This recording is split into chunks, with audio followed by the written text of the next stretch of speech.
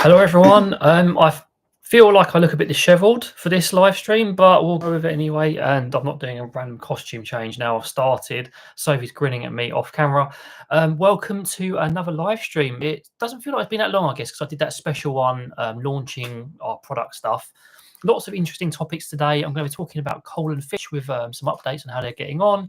Talking about our sale, hormone season, the hormones again, and a bit about diet, plus the usual questions. If you guys have any questions you want to ask, happy to see them in the chat and happy to respond. So just to start off with, I made a kind of joke because there's this thing on YouTube now, goals, where you set goals for people to just throw money at you. And I thought I'd just do it as a joke. I'll just set the stupidest, easiest goal possible. And this goal was achieved before the chat, before anything even started. Sue just decided, you know what, I'm going to smash that goal. I'm going to smash his joke up. I'm going to give something already. So thank you very much, Sue. It's completely unexpected because I just created this goal for like a silliness. But yeah, it's very much appreciated. Naughty. Very naughty, very naughty. Lots of celebratory naughtiness. So hello, Shadow. Again, thank you. Welcome, Klaus. Welcome, Parrots and Wheels. It's nice to see you. It's been a little while. Welcome to everyone who's joining in on this live stream. And if you have just joined, there will be lots. Hello, Millie. Welcome. Lots of stuff going on. And we'll have maybe a little mini giveaway. I think me and Sophie want to do that. We'll have international mini giveaway this time as well, where Scampy will pick a winner out of the golden ramekin. It's not actually golden. It's just glass. The mystery ramekin, because it's fun and we enjoy it. Hello, Kasha. Welcome. And we'll be doing all of that stuff. Again, any questions, drop them in the chat. So, again, thank you to Sue. That's what I was going to start off with, the silly goal thing. Let's talk about Colt. Hello, less and more. Everyone's sort of filtering in. What I like about the channel member emoji I picked is every time one of the channel members pops in, it's just like little baby Olive's head peeking out around the corner when they come in, which is kind of cute. So let's talk about coal and fish. So coal and fish are generally getting on quite well. There's some minor problems, but overall they've really settled in well together. They're having lots of fun together. It's quite funny how they're very bonded and they need to be close to each other. Like fish will often fly after coal if he goes back to the cage, but they still are happy spending time apart. Like fish will like sit on my shoulder, get preens, while Cole will go to Sophie and likes to sit over there, and then they'll swap and do stuff. So it's very nice that they're bonded in such a way that they'll share space in a really comfortable manner, but they will also be tolerant of a bit of distance between each other, because we didn't want them being really like, we have to be close to each other. We didn't want them being really, no extremes basically. And that's really good. The fact that they do enjoy spending such time together and also apart. For people on Patreon and channel members, there will be an announcement coming up with regards to what's going on here about the flock. You probably know a little bit about it already. And for everyone else, that'll be coming a bit later as well. So there'll be some interesting announcements coming up with regards to what's been going on. Hello, Susan Art. Hello, Nia. Welcome. I think I've got everyone there. Welcome, everyone. If you just joined, Sue was very naughty before I even started and just smashed my little goal. We're talking about all sorts of bits here. But yeah, fish and coal, generally quite a positive story. And it's just funny hearing some of the vocals that Cole comes out with now. He just comes out with these really random sounds. Some of them are angry cockatiel sounds, but with his own spin on them. Others of them are just random squeaks and silly noises. It's quite cute to hear him. I think I'll probably do a video like one of the story videos I do for every bird we have, like talking about his past and what he's like now and showing you just clips and footage with text belief rather than me talking about it. My mum's here, guys. She's joined. Hi, Mum. Everyone has to say hello. Hi, Sophie's mum in the chat. She loves it. See you on Monday.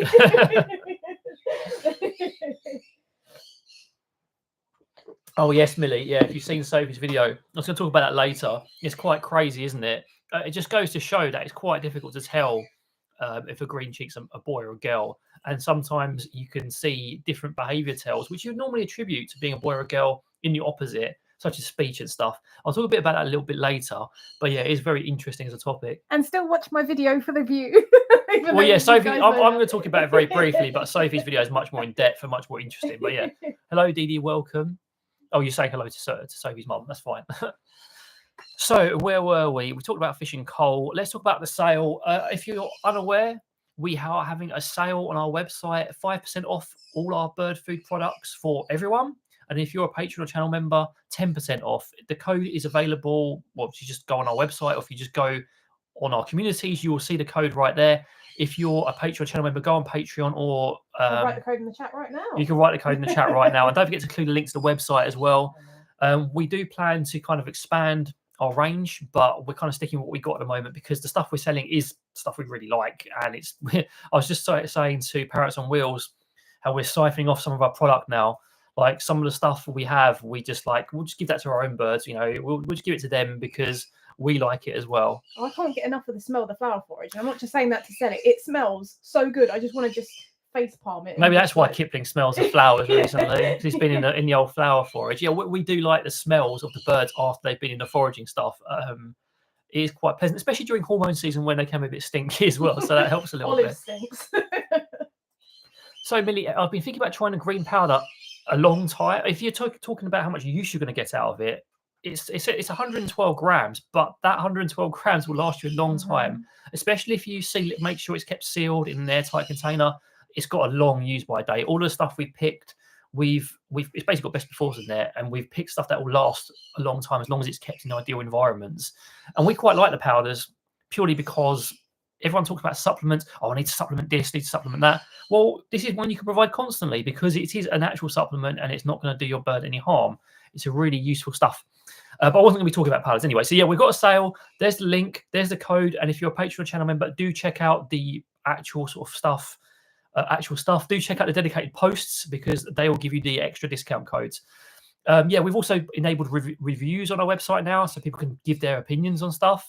So far, lots of positive ones, so that's good to see. But eventually, I'm sure we'll probably get one, won't we? I hope not, because we strive to provide the best service. But if you've had a consult with us, if you've bought one of our courses, if you bought the freebie, the free, you can even review the freebie. You can review that. We love reviews. It helps us out, and it's something free that you guys can do. Because I know that people ask us, how can I help you for free? You can leave a review on our website, and it's very nice.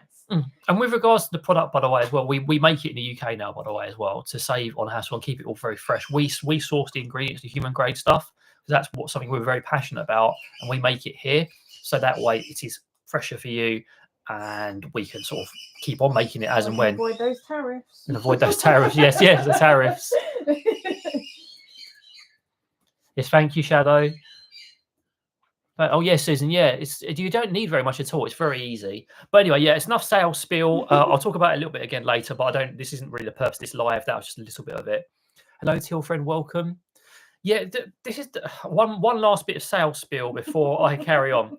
So I had one person comment to me in DMs like, it's only 112 grams. It's just so little for the money. And I'm like, well, hang on. Have you actually seen the packet? Have you seen how much that is and how far that goes? It is not only 112 grams. That 112 grams of powder will last ages. And the foraging and the teas will also last an awful lot of time. The bag is bursting at 112 grams. Especially the flower forage, because again, 112 grams of light flowers is a lot of product because they weigh so little. The bag is fit to bursting. We had to when we started making it ourselves, we had to push it down to make sure it actually fit all in there. And we wear gloves, hair nets, everything is completely not near the birds either. Clean. We produce it elsewhere. Everything is pristine as we would expect if we were buying from anywhere else. Maybe we'll make a video on it one day talking about behind the scenes business stuff, but we're really proud of everything. So, B. Raha, what about bird diets are you struggling with? Are you talking about diet conversion, or is there a specific issue you're having? Because we've got video content on it, but obviously part of these live streams is something where we talk about diet, and we will respond to any questions you have. So if you have a question about it, be happy to hear from you and help you. That's kind of where we like to have our questions on these, so we can give direct answers. Because sometimes when people comment these really complex questions in comment replies and stuff, we don't have the time and we just can't give enough depth. Cool. I'm glad you watched the video. So what is it? We talking about diet conversion then?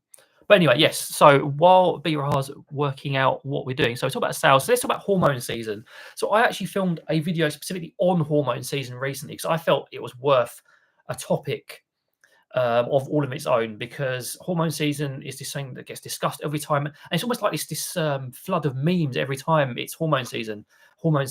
This flood of memes where everyone's like, oh, my bird's going to be derogatory terms for women, doing that sort of stuff. A lot of people liken it to that. I'm not sure how YouTube feels about it, so I won't say it. And it's really aggy and stuff. And yes, that is true to an extent.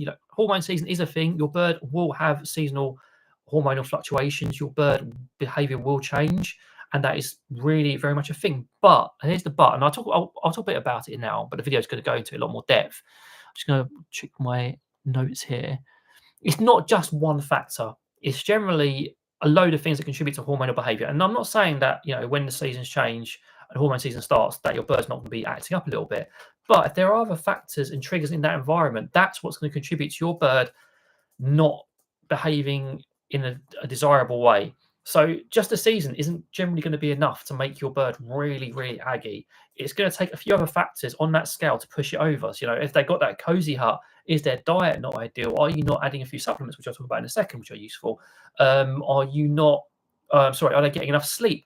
It's all these things that tend to add into a really extreme reaction at this time of year. And it is difficult to cope with for a lot of people. You know, we have some of the issues ourselves, and it can be challenging. But because we do a lot of these things we talk about, it does mitigate it quite a lot, and we don't get hit anywhere near as hard as a lot of other people do when it comes to hormone season. With regards to like biting, excessive yelling, and the like, it's just not that bad. We had a bit of excessive yelling, and that's settled down quite a lot. Excuse me, due to a couple of factors, and one of them is sleep. You can increase sleep during this season, and especially actually I'll talk about light. So yeah, you can increase sleep for about a week to 14 hours. That helps a lot, but then make sure you reduce it back down to the normal 12 hours afterwards, because if you keep on doing it, then it has the opposite effect. You can also look at light levels, and I feel you have to be very mindful of your individual bird here. With our conures, we've noticed when it's excessively bright, like really excessively bright, you know, the bright morning sunshine shining in, that will trigger some behaviors such as screaming, but also some of the other stuff. So what we do is we try to control the light in such a way that it's like gradual rather than all very sudden. So we'll have our blackout blind, we'll have our curtains, then the blackout blind will come out, curtains will still be there, so it's shining in, then the main curtains will open, and then finally the other ones will open. So the light is kind of staged, and we find that's helped a little bit as well. And that's not something I've discussed before as well. It's quite a useful sort of tip.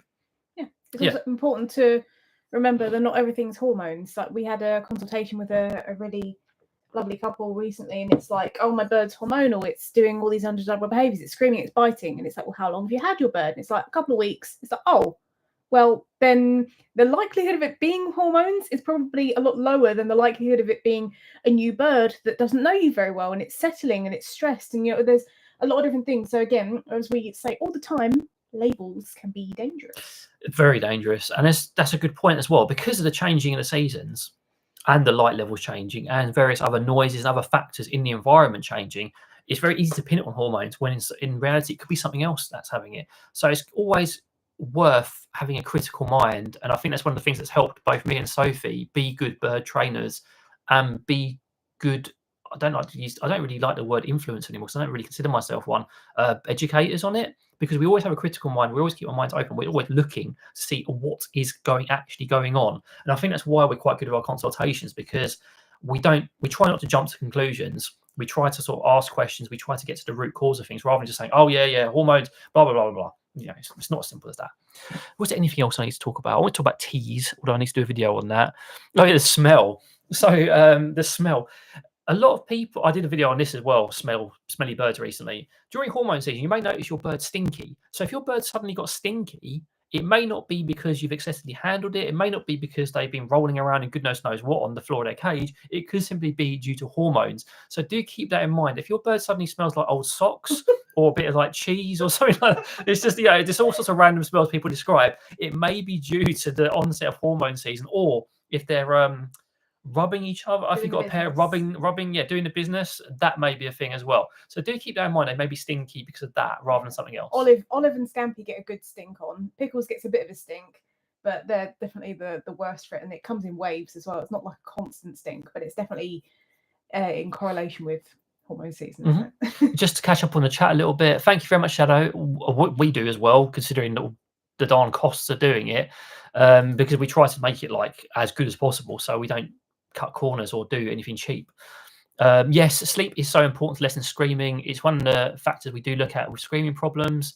Ours benefit from extra sleep sometimes to help with screaming. Again, Parrots and Wills confirming, find lack of sleep hugely triggering hormones in our house. Yeah, exactly the same here. So the last thing I want to talk about with regards to hormones is don't dismiss diet as a factor as well. And it's not so much of a plug because you don't have to buy our products for this, but you can get all sorts of teas. And when people, I'll talk a bit about, I'll go into the other nuances in diet because I think it's more appropriate there. But when we talk about teas, we're not just talking about tea bag and that sort of stuff. It's not hokey. This is stuff that actually works. And if you want pre-made teas that are specifically tailored for this sort of stuff, you can find it in our store.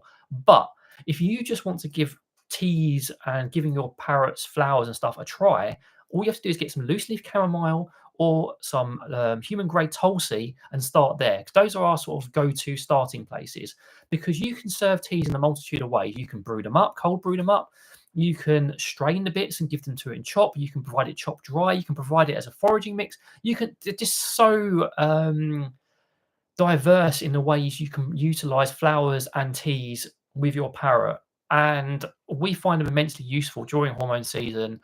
Again, we used to just use chamomile. We still use tulsi a little bit, but now we just use these blends, which are very effective.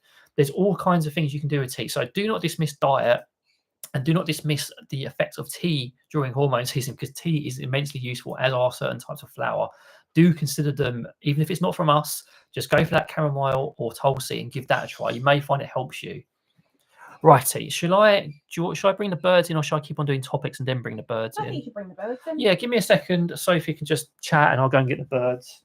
Here I am. The other thing that's interesting as well is some species of parrot from what we call old world species, so from like Asia and Australia and things like that, and Africa, they can sometimes, their sleep isn't always as important as a hormone factor. If you can hear me, maybe I'll talk about it once they come in. So excited, aren't we? Wow. I'll wait for them to settle and I'll carry on my spiel. So in our opinion, and the opinion of some others, sleep is more important for birds from like New World birds, so South America, whereas for some old world species, especially cockatoos and African greys, sometimes sleep isn't the biggest factor when it comes to hormones. Has she got a stink on? She has. It's going to take a bit of getting used to calling this one she. She does have a stink on. You're not going to get any juice if you're skittering around on there. What do you think you're getting? You're not drawing the prize yet either. Look, Pickles is getting juice. You're getting nothing because you're on there posturing. Do you want any juice? You just want a posturing juice. Right. Oh, scam. She's very thirsty. Oh, goodness. One more, then you can go to Arnie. Yeah, sorry, no scam. Okay, Scampy's just going to fly over there. Do you want to take Pickles? Pickles, please. Pickles apparently doesn't want to go. Thank you. Don't want the mama. Oh, yeah, sorry, Lesson More. It's always chaos in the live stream, especially if I'm coming in there. They just kick off because it's exciting. They know there's something's going on in here. Did you close the door? I did close the door. So you need to go there so I can give Scampy a bit of drink. Sophie's not paying attention to what I'm holding at her. I'm watching you on the live stream, watching the chat. Come here. Pee. You can have a bit as well. Do you even want some now? You do. Oh, we just need to posture though. Big bird. You need to drink, you also need to posture. You see, this isn't really what girls do very often with conures. This posturing, constant posturing for this little lady. Do you want one more? Are you done? You done? We're all part of one big parrot family flock on here. This one's smelly as well, by the way. Just talking about the whole hormones thing. It is definitely a hormone thing because normally she doesn't really have a smell. Look, she's going to rate the stash. That's for later. That's for a reward for when she draws the prize. It's not for now. And Kipling smells like fruit and flowers. Yeah, currently. Kipling smells really nice at the moment. What do you think you're doing? I've got another topic to talk about. We've got hormones. I need to talk about diet, and then coal and fish smell like cucumber currently. Yeah, I like cockatiel smell. Generally, cockatiels smell just pleasant most of the time. What do you think you're doing? Come here. You're showing me up again now. You've been so well behaved today. Come on. There you go. Where's the cool? Oh, sure. Oh, that's very cute, Millie. She was like, where are they? Well, I don't understand. Yeah, listen, well, everyone's part of this one big flock, the noisy flock. Right, not too many questions on the chat, so I could just carry on, I guess. So the next thing I want to talk about is diet. And I've kind of already talked about teas a little bit as well. I was going to say something else about teas, and I've forgotten what it was now. So I went on about them already. I'm sure. I think we'll just... Okay, we've got a question here. Any tricks to get a conure to bed a little earlier, like an hour before sundown? Phasing light, like me and Sophie were talking about earlier in the live stream, but doing it the opposite way around. So phase the light. So if you've got like blackout blind or curtains or net curtains, do it in small phases. Also use conditioned calm. If you're just going to posture on it, do you want to posture so people She's can see you? dancing. Use condition calm. Maybe even have a nighttime routine where there's a bit of positive reinforcement. So there's like a snack or a little bit of training before bedtime. If you're getting distracted by this little one. Sophie's posturing off the screen just to get Scampy dancing. So yeah, just have a lovely routine. Have something positive around bedtime. You can even use tea at bedtime. That's something we've experimented with. We started off just using chamomile. Now we use that return to peace tea that we sell. And we find that's quite nice sometimes when the flock have been a bit agitated. Maybe they've been to the vets or something. That helps them calm down as well. Condition calm as well. I just talked about that. Oh, okay. Condition calm. I've actually got a video on helping your bird relax and stuff. So that's quite useful. I don't really want to hold you like this with my thumb next to you. I have to kind of hold it away from you in case I like touch you too much. There you go. Thank you. And it's always dry kisses, by the way, and very light. B Raha, my birds are going crazy here in the flock. When we used to do live streams in the other room, oh my goodness, it was crazy. That's why we started doing it in here, because they would know, and they would one would come out, the others would get jealous, get all the attention, and there would be constant screaming. Normally during the day, it's all pretty routine. There's a little screaming sometimes, but it's all pretty relaxed. The moment we do a live stream, it's just still gone crazy. Birds vagina. I was watching it live on telly, but I had to switch to earphones fast. birds just went to bed. Oh, I'm sorry. The chaos has begun. So yeah, let's talk about diet a little bit, and then if anyone has any questions, we'll be happy to hear them. I've got a couple of questions that people have asked beforehand, and we'll do a little giveaway bit as well, as we always do, because it's always a bit of fun. And I'm running through the topics quite quickly today, so it's unusual. So let's talk about diet. Let's talk about Scampy. Could you stop flying on the keyboard? Because you're going to turn this live off and it's going to be very embarrassing. I don't know why. Do you just like watching me on the screen or something? There's nothing in the ramekin. That's for later. There's nothing in there. Scampy's running towards the ramekin where we do the little pieces of paper to do the live prize draws. She's just looking. She's just looking like, what's in there? Come on. Oh, lemon rice. When a hormonal parrot has chosen their favourite and their two parents get funny towards the other, what tips do you have to help?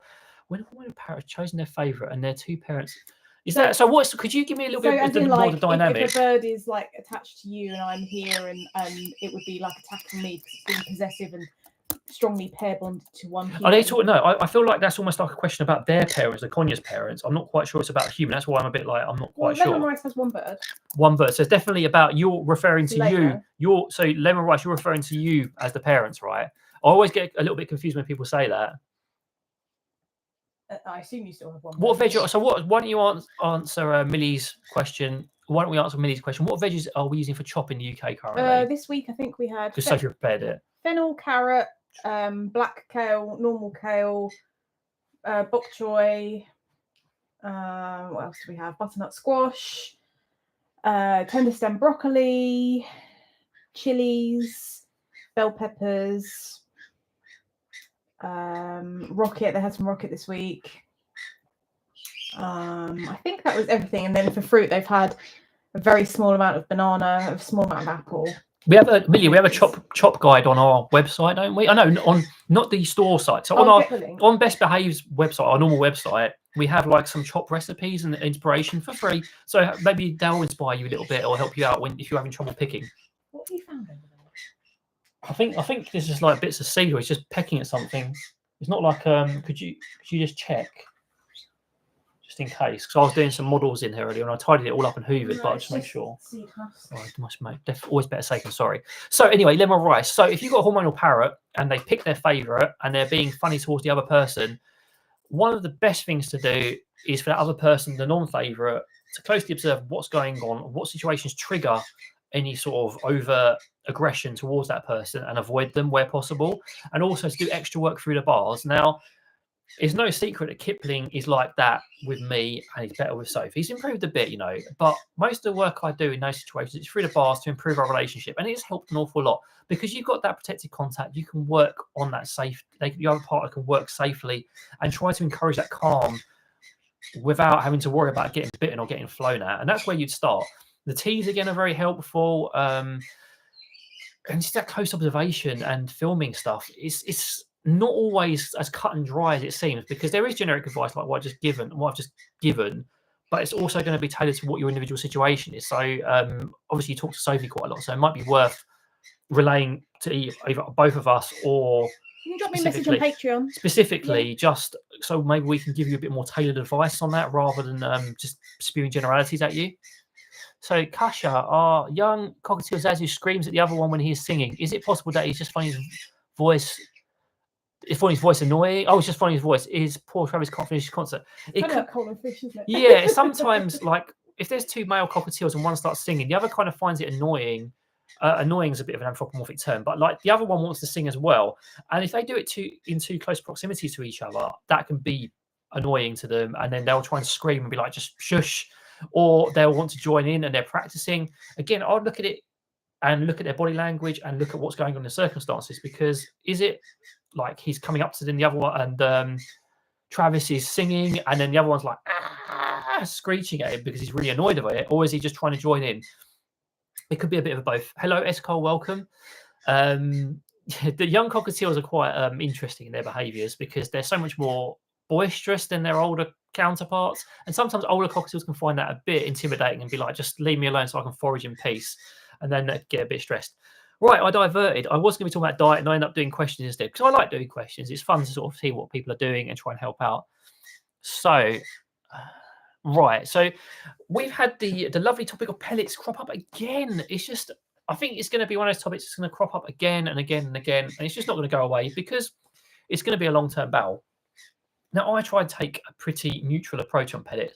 I don't see anything wrong with feeding a small proportion of a diet on pellets. You know, a bit of pellets in a diet is not going to do your parrot any harm because it's only a little bit. It's a problem when it's nothing but, and there is more and more evidence suggest that is a problem. But again, we need even more.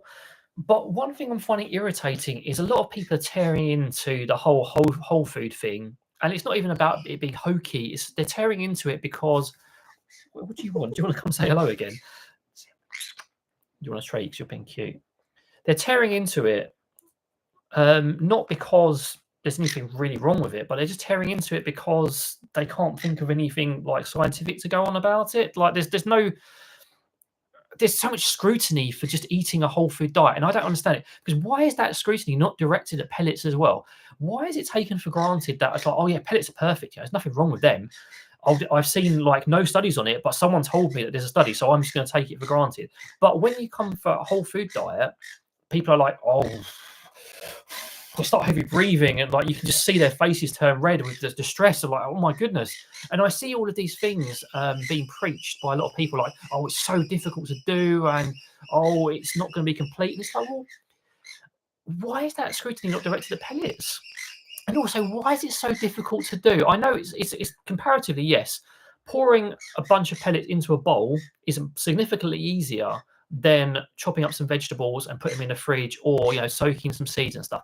But it's not that hard. I'm sorry. There is a halfway house to be had as well. You don't have to jump straight from all seed or all pelleted diet to, oh my goodness, I must feed nothing but whole food and nothing but vegetables and it has to be perfect. That's just as bad, honestly. There is a middle ground. Even if you want to just go slowly, introduce a bit of soaked seed, improve the type of pellet, improve the proportions, mix it all together, add a little bit of veg over time, because not every parrot's going to convert in the same time period. It's not all about absolutes, and I think that's where people get tripped up a lot, and I think that's where some less scrupulous people on the pellet side of the debate get people, because it's an all or nothing thing, and then people are like, well, I'll go for the safe bet. It doesn't have to be all or nothing. You can transition slowly, you can do it in small bits. And someone told me, well, what evidence do you have, apart from the evidence we're compiling and what we've studied and what we've looked at, that whole food isn't really bad for your parrot? I thought, well, look at parrots in the wild. Look at evolution. Look at parrots that have lived in the wild for thousands of years and evolved successfully as a species. These parrots have been in the wild eating whole food diets. There's no pellets growing on the floor of the Amazon. There's no all seed diets in the Amazon. They're eating and foraging for whatever they can get, and they're eating a diverse diet.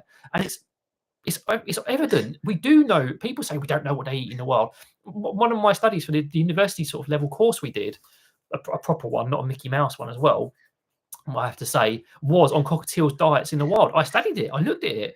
I looked at footage. They eat all sorts. Let's take a cockatiel, for example, because that's one I'm very familiar with. They eat bugs in the wild. They eat sprouts. They will eat Grasses. They'll eat grasses. They will eat a bit of vegetable. They will eat seed. Yes, they will eat seeds and grains, 100%. They will eat a bit of vegetable there. That's why you will see cockatiels eat some greens and be more predisposed to eating greens. Conyers, Sophie did her project on that. They will eat all sorts as well. There's even evidence to suggest they eat their own sort of forms of teas, take teas in the wild out of tree hollows and the like. There is evidence, and I feel you have to be critical thinking in this sort of stuff. When people just say, I've got this study, you ask, where is it? Is it a proper study? Is it being reviewed? And just be more critical and take the halfway house. Because unlike certain people, there's some people on extremes on the whole food side of the debate as well. I try not to take an extreme. There is a middle ground, and you need to think for yourself. And if you can't think for yourself, you need to start doing it, because it's going to harm your bird, basically. I know that I'm sorry if that came across a bit of a rant, but it's been a topic we've been discussing quite a lot behind the scenes, and we can't quite comprehend why people are like so anti stuff and why they're not open to suggestion. The evidence is out there. The evidence is a successful species that's evolved that way. I don't understand why it's so difficult, and we can provide that better here, and we can provide it without the pitfalls of other stuff. And also, with humans, we know that processed food isn't great for humans, and we recommended a whole food diet. And I'm not saying that birds are humans, but when it comes to animals, it's like, no, you've got to have this dry, like extruded, can't speak, like round brown thing, and that's the be all and end all. And we know it's not, because a lot of the vitamins and minerals are not stable in there. If it's exposed to light or air or anything like that, then like the vitamin A isn't in there anymore. Yeah, from what we studied, basically a lot of the vitamin claims in pellets are spurious at best. There's nothing wrong with giving a little bit, just in case some of them haven't denatured over time. But yeah, you want to get the vitamins, you want to give as much diversity as possible. That's what's going to get your vitamins in there, not supplements, but it's all sorts of stuff, So I was going to make a point. Yeah, like Sophie said, we're recommended certain diets. Why is it so different for animals? We're all creatures. We're not that different from other animals. We're all based on the same biology. So obviously you've got animals that have evolved to be carnivorous, or but it is almost the same. But yeah, anyway, let's do a couple of questions, then carry on. That was my little rant on it, because it is quite interesting how the same critical view isn't turned towards the other direction. So when you say young cockatiel, I would say any cockatiel under a year and a half is what I'd call young for that kind of behaviour. They generally tend to start settling down at they generally start settling down when they get up to around 2 years old. That's when you'll see your cockatiel start to settle into their more adult habits. Before, they're a little bit crazier, a little more vocal, and I think it's really cute. Scampy, are you coming back again, or is it Pickles? Hello, Pickles. You just kissed me at the same time. You are cute. Birds with Joanna. Question about diet and pellets. Is it better that a picky cockatiel eats all pellet or seeds if they refuse to eat veggies? And one of its better transition first to pellets. Yeah. I would keep offering veggies in different forms. For cockatiels, green veggies are a good shout. Try them on peas, and you have to keep offering, because fish only just tried pepper after years today. But fresh herbs are very useful. Leafy wet greens through the bars. Get them to nibble at it, and then they may ingest it. Try it in different ways. My suggestion would be, depending on what pellet you feed, if you're feeding tops, then feed a little bit of pellet, but then have a nice healthy seed mix, and mix in some other things in there like dried flowers, and like diversify a little bit. Maybe like some herbs. There's all sorts of ways you can improve your parrot's diet, but in a non-complex and easier way, so they can slowly transition. It doesn't have to be all at once. Try soaked items as well. Soaked seeds are generally very what you do.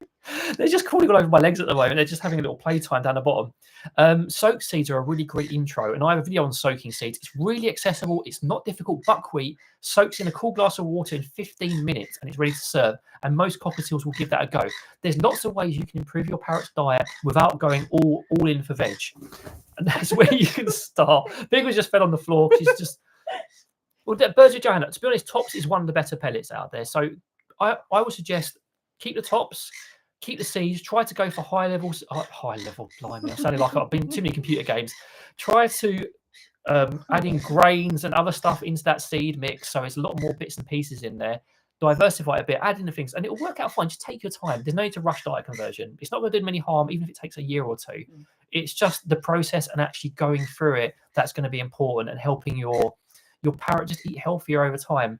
That's what I was saying earlier. Don't feel pressured by what people say that you must do this, because it adds this pressure to us.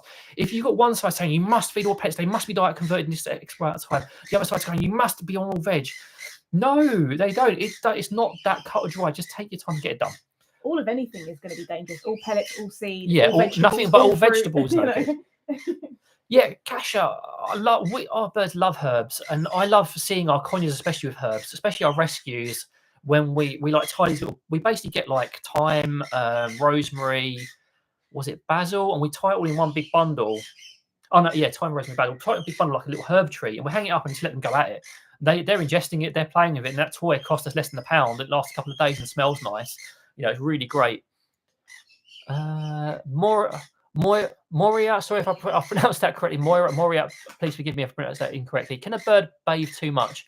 My conure loves baths, but I'm worried it could hurt him. So once or twice a day is completely fine. As long as the feather's having a chance to dry out, there's not really any harm in it, honestly.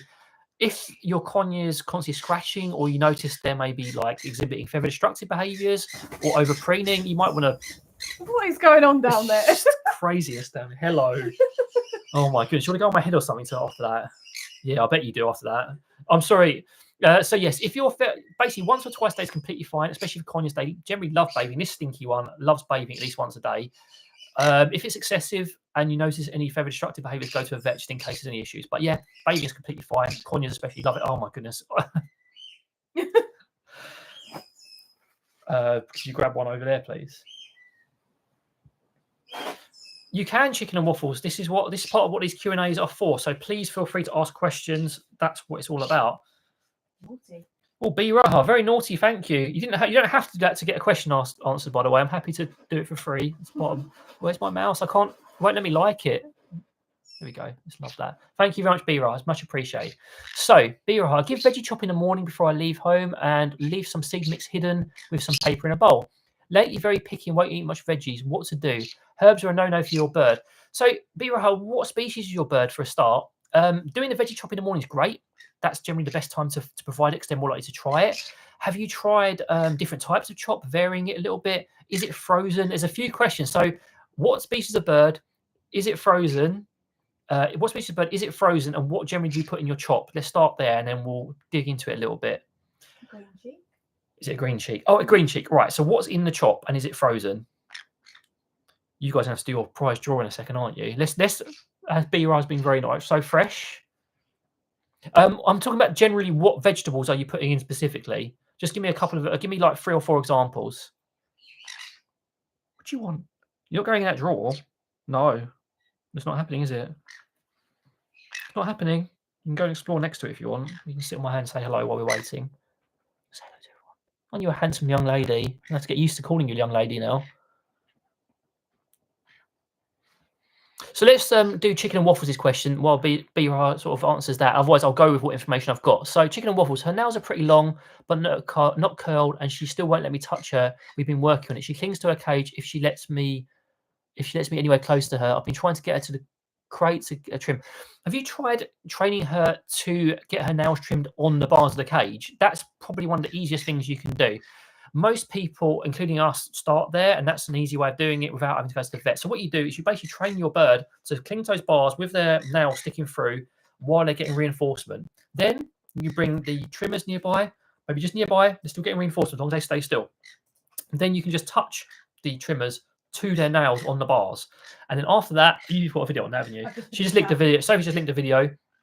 And then you can just get used to just trimming. Sophie's video is very good, but that's how I'd approach it if your bird's nervous of it. You don't have to catch up your bird all the time. It's sometimes easier just to do it on those bars. You can even, if they're really scared of trimmers and the sensation of that, use a file just to get it down a little bit, and maybe look at some perching options that might wear them down. But those are sort of our go-to for that.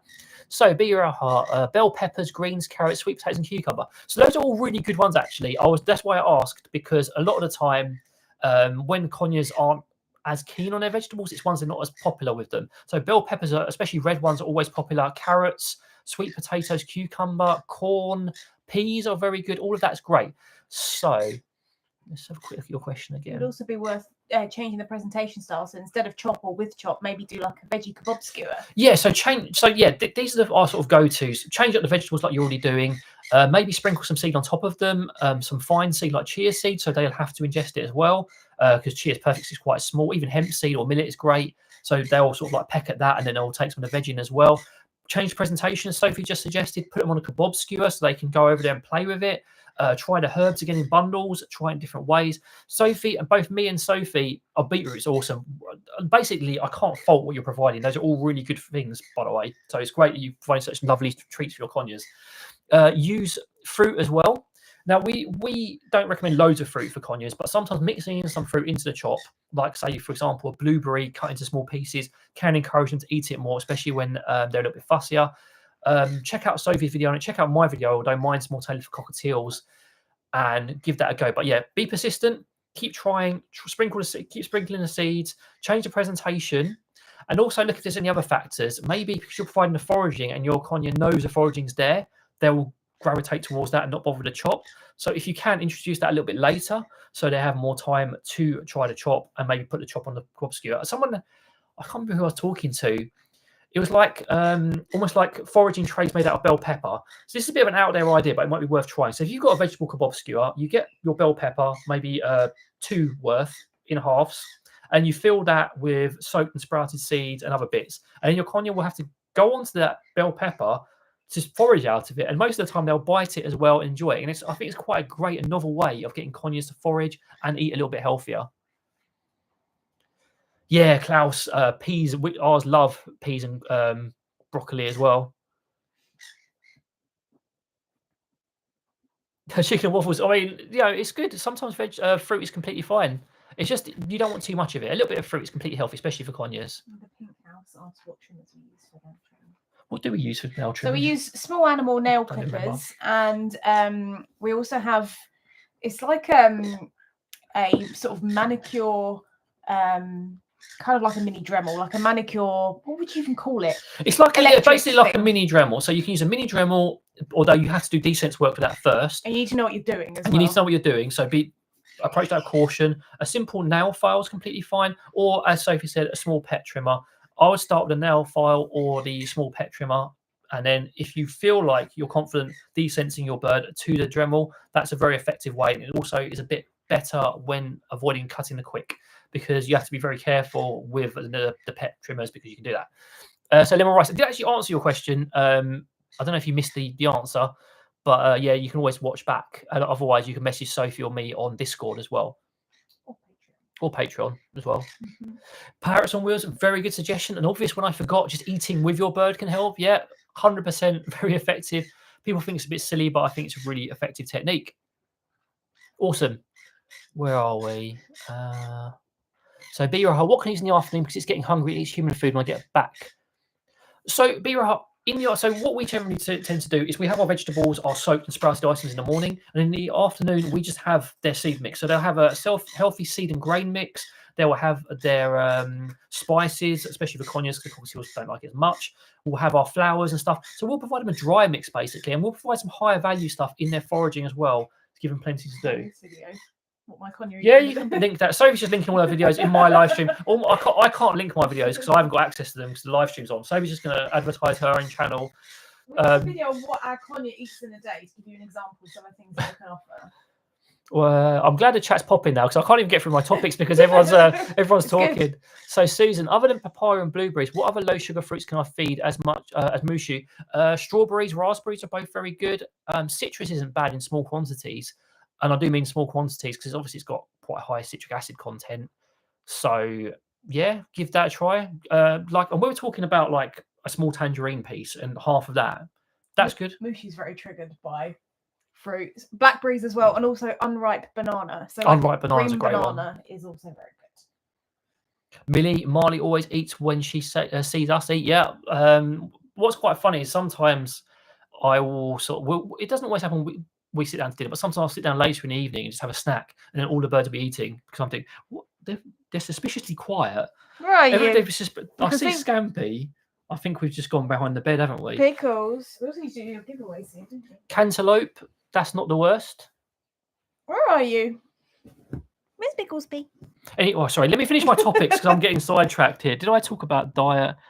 I suppose we'll just skip the rest of the diet stuff. It's not that important. I went on my rant. It's most important. So very quickly now, I'm going to talk about the pre-prepared questions, and I'll deal with any other questions in the chat, and then people's just probably down the other.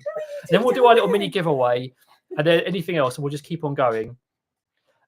Pink house, just quickly. Generally, no, but Unless it's organic. Unless it's organic, and also the problem you have with the skin on is you don't know what pesticides have been used. So it's safer to leave the skin off, or just allow them to peck at the inside. If it's organic, it's a little bit safer. You just give it a quick wash before you open it up and serve it. So the question: male, female conures, how to tell? I did a video on this a while back, and as some of you who watch Sophie's channel, and as I'm announcing now, all of our green cheek conures are female, and we thought at least one of them was male. And it's very difficult to tell because every individual conure and their learning history will have different behaviours, and it's really tough with them because males and female conures don't look very much different. There's not much difference at all in how they appear, and their behaviour is also crisscrossing as well. With cockatiels, it's a little bit easier, honestly, although you still see some crisscross. But yeah, it's the DNA testing is the easiest way to tell if you've got a male or female green cheek, or obviously if they lay an egg or don't for ages. But one thing that's interesting about all our green cheeks being girls is it kind of makes me think twice about what I know about behaviour tells in green cheeks, because we've encountered a lot of males and a lot of females, but also how well we're doing at managing hormones here. We haven't had a single egg from any of our female green cheeks, and because we've got 4 of them, I'm honestly stunned we have not had a single egg from any of them, and it makes me kind of proud that the stuff we implement here works with regards to managing hormones, and it sort of reinforces when I give advice. I'm like, well, this really works across multiple first case examples. And the other question is, a pre-prepared question that I got before is, why isn't my bird playing with toys? And it's always one of those big questions. I get it often in my comments. Why is my bird not playing with toys? And I've got videos on this now. How to teach your bird to play with toys, how to teach your bird to forage. Most of the time, it's that bird doesn't know how to do it. They haven't been taught. They haven't got a flock mate to teach them. They're on their own. You as the person has to teach your bird how to play with toys, and that's through positive reinforcement, making it worth their while by hiding things in there, introducing them to them slowly, teaching them. Because a lot of the time we see bird toy in the shop and we're like, oh, it's a bird toy, so the bird's going to want to play with it. The bird doesn't know it's a bird toy. We know it's a bird toy. They don't speak English. When they see a little label saying bird toy, they're like, no hablo español. They don't know what that means. So it's really important that you teach them, and when you do teach them, then you'll see your bird interacting with toys a lot more. So I hope whoever asked that question, that helps.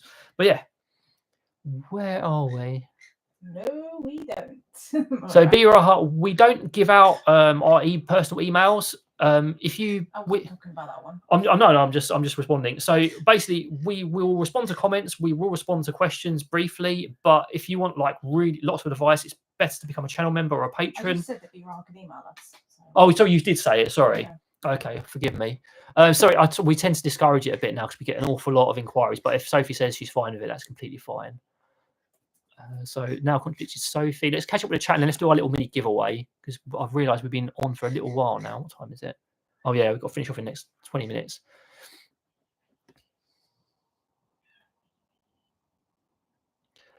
We answered Moira's question. I'm trying to scan through. Is that the last question? I think so. Okay, so Moira, question: do you discipline your birds if they bite you too hard? My conure loves to sit on my head and my shoulder, but he'll randomly go after me. We don't discipline our birds because they don't understand what discipline is. When you think of disciplining a child, there's some level of understanding with cause and effect and consequence there. Your child understands most of the time because it's argued that when children are younger, it doesn't really work because they don't understand what the consequence is. The discipline doesn't work because they don't understand what's happening. Your bird doesn't understand discipline. They don't make the same association. So what I'd recommend is watching my biting series. I have a whole series on biting where I talk about what we do and why we do it. Do you want to link my biting series? Because you've been linking a lot of stuff in there. When we don't discipline, so to speak, we use a timeout, but in something called, in the training jargon, differential reinforcement. So we use a timeout, but followed up by something as well that almost. I've got this mad. No, that's what I'm trying to avoid. I don't want to come out of these big words for people. Basically, we have a brief pause where the bite gets to nothing, but then they have an opportunity to earn reinforcement for something we would like to see more of. However, punishment technically does work, but it's incredibly hard to implement, and also it's not necessarily ethical on the list of what you should try before you even consider anything like that. So I'm going to disagree with Sophie slightly there. Punishment is incredibly easy to implement. Punishment is one of the easiest things you can do. Why do you think so many people smack their children? Why do you think so many people punish their birds? Because it's easy. But does that mean it's effective? Yes, it is effective. But, and here's a huge but, punishment comes with huge side effects that aren't very good for you. Punishment creates a fear association. Punishment also can potentially create associations you don't intend, such as a reinforcement of something else, or basically just hating on your hands. Punishment also just has this ripple effect of things you don't want to see. When, like, professional trainers see punishment, because it's a very different meaning to when you think about punishment for general human terms, it means, you know, you'll be naughty, I'm going to punish you. Just basically don't punish your birds. Just that's what I would say. Don't punish your birds. It is effective, but don't do it, because it will only be effective for so long, and then you'll get 100 times worse things crop up because you're doing it. It is not ethical either. We don't need to punish, and we prove it day in, day out. So let's one thing a second. Lemon Rice just literally had a perfect example here. So Lemon Rice, what's an inspiring success story from your consultation you can share with us? Let's share one right now. So I'm not going to give a name of this person, but they had a green cheek. But this is a perfect example just on the topic we're discussing. This green cheek would bite an awful lot. This green cheek came from a difficult background, and this green cheek would just latch onto flesh and it wouldn't let go, and they would punish it. They would put it straight back in that cage, they would deny it attention, and occasionally even tap it on the head. And they were like, well, we're punishing it. We're trying to teach it that this isn't what we want to see, but it keeps biting us. And then we looked at everything. We looked at the diet, which wasn't ideal. We looked at the sleep, which wasn't ideal. We fixed those. We looked at why the green cheek was biting, and that was basically because it was getting nothing for doing what they are. So they would ask it to step up. They would get nothing. It would get nothing for it. They wanted to go back in the cage. It would get nothing for that. They wanted to do anything. It would get nothing. And they would take away things it wanted. It wanted to stay out with them, but then they'll put it back in the cage. So it would bite. So we changed their approach. We said, stop punishing your green cheek. Start using the technique that me and Sophie talked about, you know, where you sort of give them a mini timeout, give them something else to do, which is positive with reinforcement. Reinforce them for what you want that green cheek to do, and it improved. And initially we got an email back saying, oh, it's not working. And then we said, look, just keep on going. And then a couple of weeks later, most of that biting disappeared. Mainly because the diet improved, the sleep had improved, and they were reinforcing their green cheek when they asked. When they asked it to step up, they would give it a treat and do it formally. The green cheek knew exactly what it had to do, and it got a treat for it, and it really helped with their problem. And that's the sort of stuff we love to see. It's really helpful. So I'm going to do this giveaway now, otherwise it's not going to happen, and then I'll address the rest of the stuff in the chat. It's flowing through. Loads of comments. It's flowing through. Thank you, Be Your Our Heart. It's very much appreciated. I think I really like that. Right, so what are we even doing? What are we giving away? You decide what we're giving away and how's it happening. You decide. A sticker. We're giving away a sticker. Okay, a sticker of your worldwide. choice. A sticker of your choice from what? Redbubble? Yeah, I'm gonna link our store so you can peruse what it is. But we will give away, and it's international. So Scampy's ready. Look, Scampy's come over. Over international. 18. Over 18 international. All you have to do to enter this competition is in the next 5 minutes, put a blue heart in the chat. Put a blue heart in the chat and you'll be entered. And what we'll do is Sophie will write down the names on a piece of paper in this ramekin, and Scampy will be the mistress of ceremonies and will pick out one of the treats. One of the things, and that's who the person will win. It's completely random. It's completely fair. Scampy is the master or mistress, and she will pick out who's going to win. So worldwide, just have to be 18 plus. Oh, everyone's going to enter now, so I'm going to. Can you have the ramekin? Blah blah blah blah blah blah blah. Can I have a pen? There's no pen. There is no pen. Okay, well, you have to find yourself a pen. Then, so you're going to have to watch those birds. There's loads of questions for you to answer as well. Right, let's go through some questions while we're waiting for the bits we need. So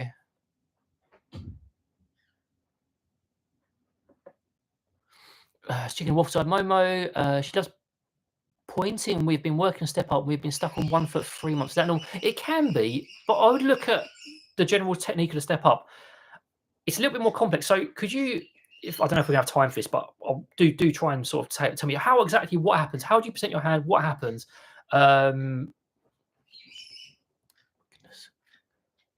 So if you follow my video, that will talk about it a little. So sometimes it might be worth. I don't know if you're on our Discord or anything. Send us a lot of mini videos so we can see, because it'll be good to see that in a case by case rather than me just waffling off general advice. Yeah, Teal friend, we do try. Sophie's a bit more active on there than me, but if it's something important, I always pop on. I try and check it every day, and I always respond on Patreon, like within a few hours where possible. Tipsy Tea family, hello, welcome to Toronto. I was patient on rescue cocktail, it paid off. Yeah, it's about patience from us, and it really does help. So oh goodness, I'm kidding. So Mariah, whenever he bites me, I put him down somewhere. And after a minute or two, I do some short training to distract him. So there's not. That is halfway there. So what you should do, put him down somewhere neutral like you're already doing, but don't leave it so long because this dissociation is broken by then. Don't leave it so long. Put him down somewhere, disengage for a minute. No, sorry, disengage. I've got to be very careful how I say it. Disengage for 3 to 5 seconds and then do a target or training afterwards. Also work on your soft targeting as well if you don't do that already. It's in the biting video. Soft targeting is very helpful. Rhonda says, I'll bite them too. I mean, we're all going to bite everyone. Let's bite everyone. Susan, thank you very much. Sometimes I tease my cockatiel with my finger because it makes him bad. Sometimes I do that actually with fish. I don't do it in a mean-spirited way because I know his personality enough. And also normally after he has a little play fight with my finger, he wants pets. It's kind of a little routine. Pink House, the real jungle kid on TikTok got a big stick and hit the bird when they didn't. Okay, well, that just sounds like someone who doesn't know what they're doing. So yeah, I'm not saying any more than that. That is just like one of the oldest, stupidest old school things that I see, and it doesn't work. That's all I can say to that. Do you think birds recognise when they do something they're not supposed to do? For example, nibbling off wind plants. Initially, probably not, but over time, I think they do. They do learn that gets a reaction. So maybe they do it because they want a reaction out of you, or maybe they do it because they know it's naughty. So they can learn. They're very smart. They just don't learn in quite the same way as us. Well, God, the more you do this training game, the more you think, the moment you finish speaking, you think how wrong you are already. So Kasha, how soon after diet conversion will you see a difference in behaviour, given that sleeping pattern and other factors are right? What's the bad behaviour? I'd like to ask, because it may be something else fueling that. It's not. Diet conversion helps, sleep helps, but it's not always just those things. There's loads of things that fuel behaviour. Lots of other entrants to competition. We've got so many entries. Sophie's gonna be busy. I know, I'm trying to keep up, guys. Well, this live stream's gonna have to go on for a little bit extra. We'll go on for another 15 minutes just to make sure. Right. Oh, hello, Singer Emporia. Welcome. Lesson More Voltron. Put Lesson More Voltron in as well. She couldn't find the heart, so she wants to. Oh, she did find the heart. She'd find the heart. Does anyone have any more questions as well to drop in the chat? Because I finally caught up. I feel like I've caught up with people's questions. I've talked very fast. So if anyone else has any questions, please feel free to drop in the chat. Talk about how we got 6 spiders today. I don't think not everyone's going to want to hear about that, though, are they? Yeah, it's been a challenging day. My OCD was being quite difficult today because I have OCD quite bad. And to push through it, I bought some stuff, including spiders. So that was interesting. I'm quite tired, and we did quite well to do it all. Where can I find out more about your spiders? Yeah, if you're interested in inverts and you're not scared of them or anything, check out my channel Spooderpods. I've got another second YouTube channel, growing into quite a big one, where I talk all about my invert stuff, and there's loads of content on there. So how do you get out of treating your bird to get in the cage? Why would you not want to treat your bird to get in the cage? We will generally always treat our birds for going back in a cage, and I don't think there's anything wrong with that. That's basically just an equivalent exchange. If you want to use an anime term, I want them to go back in that cage. They get a treat. I don't see anything wrong with that. You want them to go back in. Sometimes they'll go back in without if I have to rush it, but they're well trained enough to do it, and they'll go in. I've got a video on going back in the cage, and I think you should always provide a treat, and a nighttime treat's completely fine as well. There's nothing wrong with treating your bird. Another thing that annoys me is some people say, positive reinforcement's bad because you're just bribing your bird. It's not bribery. If Sophie wants me to do something, she asks me nicely. And sometimes she'll provide a reinforcement, reinforcement comes in many forms as well. It doesn't always have to be treating, but treating is the easiest method. It's equal exchange. Equal exchange. Why should they do something? Do we feed in the insects lemon rice? Occasionally we do mealworms. Other than that, no. It's just the easiest and the ones they'll like. How do you get? So what are your favourite veggies? What are the favourite veggies? So for the cockatiels, the favourite veggies tend to be herbs, especially rosemary and thyme. They also love their peas. They love their like lettuces and cabbages through the bars. They love corn as well. What bird doesn't love corn? the cockatiel and the conures, they love their bell pepper. The poos. They love their bell pepper. Favorite dried foods? They're loving the green foraging mix. And I forgot to say, if anyone's planning on buying in our sale, our Buy a Bird Blend sale on our website, the green forage is almost out, and we won't have the ingredients to make it again for a little while. So if you want to buy that, buy it sooner rather than later, because the green forage is almost out. That's one of the most popular with our birds and a lot of the people who've bought from us. I also love the flower forage. So Kasha, Travis tends to bite my partner a lot. He's good with me though. We wonder if it could be diet. He just doesn't like men. You can see preferences towards certain. I use the word gender because it's not like the other word. I know some people don't like that, but I like to use that. You see birds have preferences towards some genders because that's how they were raised, and they just like them better. So it's going to be up to your partner to do some work. Do some of that work that I suggested to Lemon Rice. Maybe do some training through the bars with the cockatiel. Maybe video what triggers your cockatiel or bird to attack your partner, and then work on the other stuff as well. It's seldom just one thing when it comes to that sort of behaviour. I've got some of this stuff in my biting videos, but I'm not sure if it's covered in massive depth. B Rahat, I will be happy to do one. I think Sophie's done one. I think she even linked that actually. She actually linked what my bird loves eats in a day. Yeah, I linked it somewhere, but yeah. I plan to do one as well. I want to do one for my cockatiels because Sophie's done one for conures. Right, anybody else entering the competition? Yeah, cockatiels. Come on, cockatiels. So competition is going to be closed last moment. So if you haven't entered already, put the blue heart in the chat. International to win a sticker from our store, 18+. So Harley, that's nothing wrong. Pine nuts must be their highest level treat. Maybe do a treat hierarchy test. Find if there's something else there you can provide. Give them half a pine nut if you're worried about portioning. So how do you get a bird to step up and not bite you as they don't like hands? I've got a whole video. I've got basically a core training series. I've got a video on all the core things about training. I'd watch that series because it goes through all of the basics in the training. I would look at how you present your hand. I would look at the treat motivation. I would look at if your bird knows what you're asking. There's loads of factors, and that video covers it much better. Because I'm running out of time, I'm going to do these a bit quicker. So B-Raha, I've got videos, but Sophie's got that one as well. A treat has been like being paid. Yes, it is in some ways. Owlie, have a little platform on the cage door. Yes, just basically having a treat bowl on the cage door, a perch, we call a peeking perch on that cage door, doing training around that cage door. It's all really useful. No one likes to work for free. Me and Sophie do it an awful lot because apparently we do, and we're the exceptions to the rule. We don't like it, but we do it anyway. But yeah, no one likes to work for free. And again, Rhonda, I agree. Time is very important as well. Sometimes our attention is a positive reinforcer. I'm just going to have lost my drinks. My throat's getting really sore from talking so quickly. The giveaway is now closed. We'll be drawing shortly, so let's do a draw. Anyone else have any questions? This is your last chance. We're in the last stretch. Oh, Scampy, you ready? Oh, Scampy, we're going to do a draw now. Ready? Scampy's ready. Oh, who's the winner of the sticker? Oh, it was a very quick pick. Who is it? Let me give you a reinforcement. Who is it? Good baby girl. It's B-Raha. B-Raha. Well so your generosity's paid off. Well done, congratulations. So, well done. You can either email me at the email I offered, or you can email us at bestbehavebirds@gmail.com. Get in contact with us somewhere, and we will arrange you to go scam. Scampy likes B-Raha. Yeah, well done. Spin for me. You can't spin on my hand. Can you flip and for that's everyone? 3 for 3 that Scampy has picked out. What a good girl. A winner. You're so smart. Pickle is gone. I don't know. She's doing her own thing. But yeah, congratulations, B-Raha. Contact us wherever you like. Scampy's loving it. I'm going to reinforce this because we want to see. We're basically, me and Sophie are probably going to do giveaways every live, even if it's only for stickers or whatever, because it's just fun.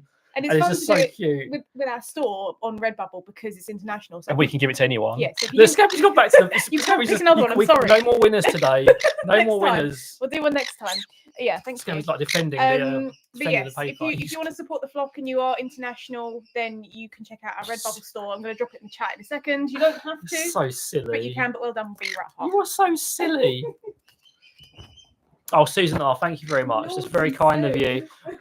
I don't know if you guys saw right at the start of the live stream, YouTubers have introduced this thing called goals to try and part people with their money. And as a joke, I just like, oh yeah, I'll create the easiest goal ever. I just create a goal for just one donation for any amount, and I'll just celebrate by like going crazy. And someone did it before I even started, so I couldn't even.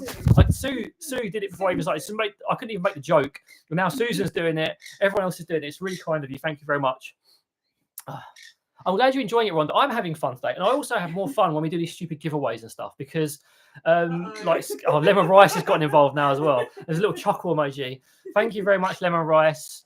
It's much appreciated. We never ask for it, but we do appreciate it because it is, it's just nice. It's very. We used to be very shy about it. We used to be very shy about it, but we're just like, we appreciate people's generosity. What's wrong with you? Do you want to go up there? Yeah, you want to go up there. In fact, well, I'm glad our channels have helped. That's why we keep our YouTubes going and why we constantly try and make weekly content. We want to have a free platform where people can get decent advice from people who know what they're doing. We've spent a lot. I don't even want to say how long it's been. We spent a lot of time, many years, improving our knowledge to try and stay on top of things and actively doing so. Not just doing one course, but doing multiple courses, being members of associations, being professionally certified, constantly learning. And that's what we try and do the best we can for people.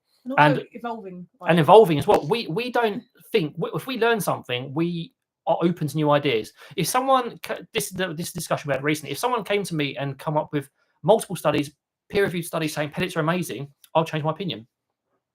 But it's obviously not there. We're always trying to adapt our approach and learn.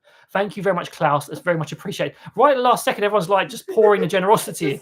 Just chaos. Scampy's like, oh my goodness, what do I do? Thank you very much, Klaus. It's much appreciated as well. So, and thank you all for all the kindness as well, the kind comments as well. We really do appreciate it. It helps keep us going and keep working, basically, that we know we're helping. Thanks, guys. How do you get to do bird courses? So we actually offer some mini courses on our website. They're pre-recorded. I occasionally, Sophie hasn't done one in a little while because we don't have as much time. We do sometimes do live courses, but there's a friend of ours called Nikki Shaping Behaviour. She's another professional trainer. She's actually the head of IATA, which we are professional members of. She does some interesting courses as well, along with her friend Cassie. So I would highly recommend checking out Nikki Shaping Behaviour if you want to see some courses. We've got our own courses, and whenever I do them, we always advertise them on our website and in community. Other stuff is a bit more tailored towards professional. So some courses you can do, but you have to be professional. You have to have been in the business for a while. Those are the best ones, but annoyingly, they're also the most expensive, and they're also the ones where you need a bit of background knowledge. So I would highly recommend checking out Nikki. She's very accessible. She has an awful lot of knowledge, and checking out some of our pre-recorded courses as well, because both of them are affordable and great. My next live course is going to be on feather plucking, because I think it's a really big topic, and I think it's really important to do an actual course on it. One of our patrons actually had a suggestion of redoing our pre-recorded courses live, and we are considering doing that as well, because some people may want to ask questions immediately afterwards, or may want to interact with the material directly live. So we're thinking of doing that as well. No. In fact, you should thank yourself. That courage came from you rather than us. You took on a rescue, and I have respect for anyone who takes on a rescue, because they can be incredibly challenging. I mean, I've got two great examples here of rescues that have turned out to be just amazing, and it isn't always as cut and dry. Kipling is very difficult, but we still try our best. So you should be complimenting yourself on that one, to be perfectly honest. Righty. Are you gonna? We're gonna have cranky birds in the morning. So I'm gonna wrap this up in the next couple of minutes. If you have any last minute questions, I know I've asked this before, but I don't want anyone to miss out, because me and Sophie alternate lives. So the next live will be on Sophie's next month. Then I'll be doing one again in a couple of months' time. We find it's better that way, and engagement's better. So, Lemon Rice, stay tuned on that. I am going to be doing a whole diet series coming up, because I feel I need to modernize my take on it and import some stuff I've learned recently. So there'll be a whole series on diet coming up. My next series is going to be on choice, because I think it's really important stuff. I've got so many series I need to make. But yeah, diet's coming up, so I'll be doing that stuff. Owly, I would highly suggest you just watch my interviews with Dr. Jason Crean and with so two videos. Watch my Truth About Pellets video and watch my Parrot Myths video, because I have one of the top avian vets in the US on there as well. So it's multiple opinions rather than just a couple. Those videos will give you my opinion on pellets, basically. But yes, the gut microbiome will be different. So Birds with Johanna, if you're a patron or channel member, we are offering on a case-by-case basis shipping to Europe. We've done it for a few people and they've been happy. We plan to open it up, but it's a few logistical problems like opening it to everyone. So that's why we haven't done it yet. But we do plan to. So if you are a Patreon channel member, get in touch with us and we'll see what we can do. But we can't like handle the mass volume at the moment. If you're in the UK, remember, or you're a Patreon channel member in Europe, we have a discount code at the moment. It's 5% off for everyone and 10% off if you are a Patreon channel member on our web store. So do check that out. And I think with that plug, it is time to wrap things up. My throat is getting very sore. So thank you very much. Oh, hello. We'll say goodbye, everyone. So thank you very much for joining this live stream. It was lots of fun. I hope you guys enjoyed it as well. Remember, Sophie's live stream will be the next one. Check it out on her channel next month. But in the meantime, from me, Sophie, Pickles, and Scampy, I hope you all have a wonderful evening. Take care and see you later. Bye-bye. What are you doing, Pickles P?